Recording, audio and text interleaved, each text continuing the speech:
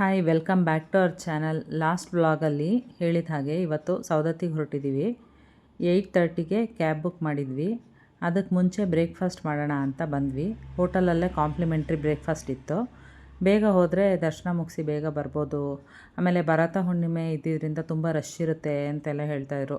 ಆಮೇಲೆ ಭಯ ಆಗ್ತಿತ್ತು, ಏನಪ್ಪ ದರ್ಶನ ಲೇಟ್ ಆಗೋದ್ರೆ ಅಂತ. ಸೊ ಬೇಗ ಹೋದರೆ ರಶ್ ಕಡಿಮೆ ಇರ್ಬೋದೇನೋ ಅಂತ ಅಂದ್ಬಿಟ್ಟು ಬೇಗ ಹೊರಟ್ವಿ. ನೋಡೋಣ ಅಲ್ಲಿ ಹೋದ್ಮೇಲೆ ಹೆಂಗಿರುತ್ತೆ ಏನು ಅಂತ ತೋರಿಸ್ತೀನಿ.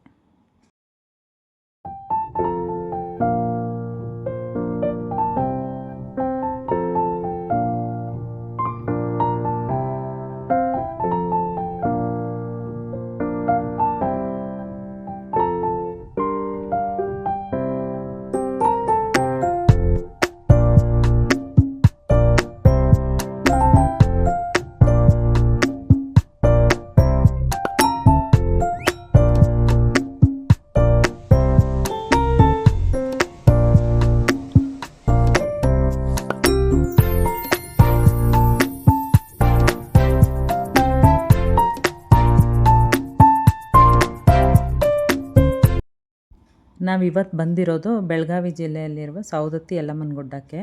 ಯಲ್ಲಮ್ಮನ ದರ್ಶನಕ್ಕೆ ಹೋಗೋಕ್ಕೆ ಮುಂಚೆ ಜೋಗುಳಬಾವಿ ಸತ್ಯಮ್ಮ ದೇವಿ ದರ್ಶನ ಮಾಡಬೇಕು. ಮೊದಲು ಜೋಗುಳಬಾವಿಗೆ ಹೋಗಿ ಅಲ್ಲಿ ಸ್ನಾನ ಮಾಡಿ ನಂತರ ತಾಯಿ ದರ್ಶನ ಮಾಡಬೇಕು. ಇಲ್ಲಿ ಸ್ನಾನ ಮಾಡಿದ್ರೆ ಹಲವು ಚರ್ಮ ರೋಗಗಳು ಗುಣ ಆಗುತ್ತೆ ಅಂತ ಹೇಳ್ತಾರೆ. ಸತ್ಯಮ್ಮ ದೇವಿ ಅಂದರೆ ರೇಣುಕಾ ದೇವಿ ಯಲ್ಲಮ್ಮ ಅವರ ಅತ್ತೆ. ಹಾಗಾಗಿ ಯಲ್ಲಮ್ಮನ ದರ್ಶನ ಮಾಡುವ ಮುಂಚೆ ಈ ತಾಯಿ ದರ್ಶನ ಮಾಡಬೇಕು. ಜೋಗುಳಬಾವಿಯಿಂದ ಯಲ್ಲಮ್ಮನ ಗುಡ್ಡಕ್ಕೆ 1 ಕಿಲೋಮೀಟ್ರ್ ಅಥವಾ 2 ಕಿಲೋಮೀಟ್ರ್ ಇರ್ಬೋದು. ಇಲ್ಲಿ ಸತ್ಯಮ್ಮ ದೇವಿ ದೇವಸ್ಥಾನದ ಪಕ್ಕನೇ ಏಕನಾಥ ಮತ್ತು ಜೋಗಿನಾಥ ಅವ್ರದ್ದು ದೇವಸ್ಥಾನ ಇದೆ.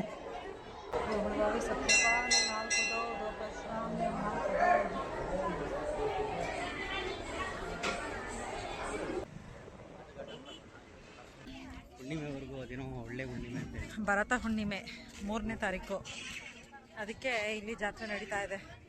ಈಗ 2022ಅಲ್ಲೂ ಬಂದಿದ್ವಿ ನಾವು ಇಲ್ಲಿಗೆ.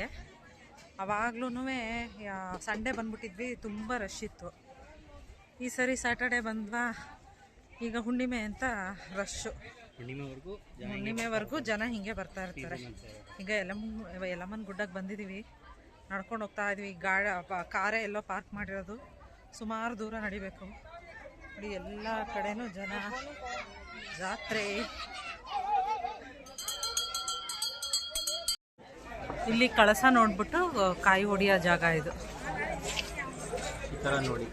ಅದೇ ಶಿಖರ ಅಂದರೆ ಕಳಸ ಅಂತಾನೆ. ಶಿಖರ ಕಂಡು ಕಾಯಿ ಹೊಡೆಯುವ ಸ್ಥಳ. ಗೋಪುರ ನೋಡ್ಬಿಟ್ಟು ಕಾಯಿ ಹೊಡೆದ್ರೆ ಒಳ್ಳೇದಂತ.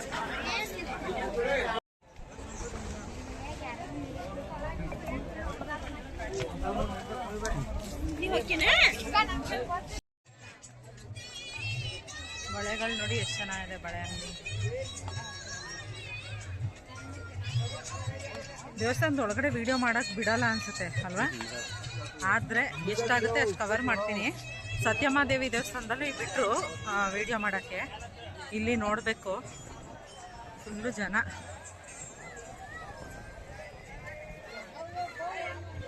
ಒಂದನೇ ತಾರೀಕು ಭರತ ಹುಣ್ಣಿಮೆ ಇದ್ದಿದ್ದರಿಂದ ತುಂಬ ಜನ ಇದ್ದರು. ನಾವು ಕ್ಯೂ ಅಲ್ಲಿ ನೋಡಿದ್ವಿ. ಆ ಕ್ಯೂ ಅಲ್ಲಿ ನಿಂತಿದ್ರೆ ಒಂದು 2-3 hours 4 hours ಮೇಲೆ ಆಗೋದು ದರ್ಶನ ಮಾಡೋಕ್ಕೆ. ಅದಕ್ಕೆ ನಾವು VIP ಎಂಟ್ರೆನ್ಸ್ಗೆ ಹೋಗೋಣ ಅಂತ ಅಂದ್ಬಿಟ್ಟು ಹೋದ್ವಿ. ಪರ್ ಹೆಡ್ 500 rupees ಏನೋ ಆಯಿತು.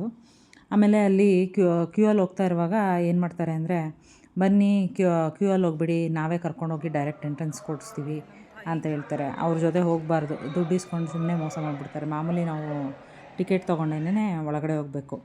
ಮುಂಚೆ ಫ್ಯಾಮಿಲಿ ಸಮೇತ ಬಂದಿದ್ವಿ 2022ಅಲ್ಲಿ. ಆಗ ಹಿಂಗೆ ಕ್ಯೂ ಅಲ್ಲಿ ನಿಂತ್ಕೊಂಡ್ಬಿಟ್ಟು ಒಂದು 2-3 hours ಆಯ್ತೇನೋ ದರ್ಶನ ಮಾಡೋಕ್ಕೆ. ನಮ್ಮ ಚಿರಾಂತ ಅಳಕ್ಕೆ ಶುರು ಮಾಡಿಬಿಟ್ಟಿದ್ರು, ಇನ್ನೂ ಎಷ್ಟೊತ್ತು ಅಂತ. ಅದಕ್ಕೆ ಈ ಸತಿ ಇನ್ನೂ ನೋಡಿದ್ವಿ, ತುಂಬ ಜನ ಇದ್ರಲ್ಲ, ಸರಿ ಅಂದ್ಬಿಟ್ಟು VIP ಎಂಟ್ರೆನ್ಸ್ಗೆ ಹೋಗ್ಬಿಟ್ಟು ದರ್ಶನ ಮಾಡಿಕೊಂಡು ಬಂದ್ವಿ. ಆಮೇಲೆ ಯಲ್ಲಮ್ಮನ ಗುಡ್ಡಕ್ಕೆ ಹೋದಾಗ ಭಂಡಾರ ಹಚ್ಕೊಂಡೆ ಮತ್ತು ಬಳೆ ಹೋಗಬೇಕು. ಬರುವಾಗ ಬಳೆ ತೊಡ್ಸ್ಕೊಂಡು ಬರಬೇಕಂತೆ, ಒಳ್ಳೆಯದಾಗುತ್ತಂತೆ.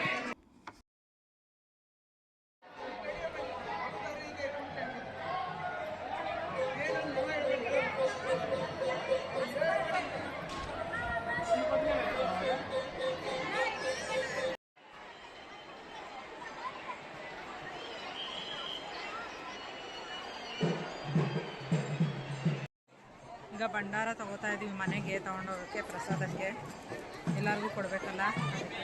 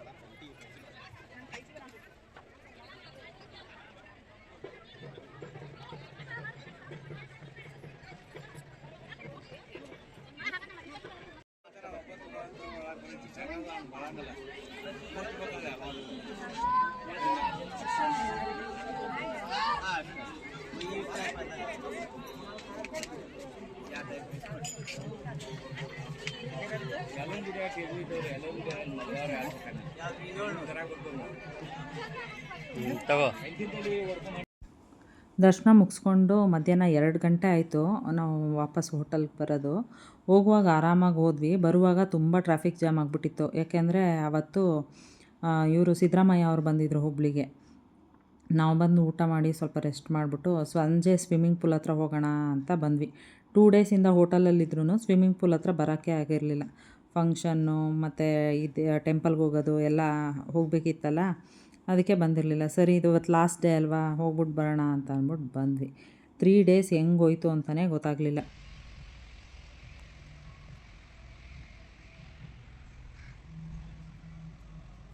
ಟೋಟಲ್ 3 ಡೇಸ್ ಅಂತ ಬಂದಿದ್ದು ನಾವು. ಫಸ್ಟ್ ಡೇ ಕೊಲ್ಲಾಪುರ, ಆಮೇಲೆ 2 ಡೇಸ್ ಇಲ್ಲೇ ಹುಬ್ಬಳ್ಳಿಯಲ್ಲೇ ಇದ್ವಿ. ನೆನ್ನೆ ಆಫೀಸ್ ಓಪನಿಂಗ್ ಇತ್ತು ಅದು, ಮತ್ತು ಇವತ್ತು ಸೌದತ್ತಿ ಯಲ್ಲಮ್ಮ ಟೆಂಪಲ್ಗೆ ಹೋಗಿದ್ವಿ. ಇದಾಗಿತ್ತು 3 ಡೇಸ್ ಟ್ರಿಪ್ ಆಗಿತ್ತು. ವ್ಲಾಗ್ಸ್ಗಳು ಬರುತ್ತೆ, ಸ್ವಲ್ಪ ನಿಧಾನಕ್ಕೆ ಎಡಿಟ್ ಮಾಡಿ ಹಾಕ್ತಾಳೆ, ಯಾಕೆಂದರೆ ಅವಳಿಗೆ ಎಕ್ಸಾಮ್ ಸ್ಟಾರ್ಟ್ ಆಗ್ತಾಯಿದೆ, ಮಾನ್ಯನೇ ಮಾಡಬೇಕು.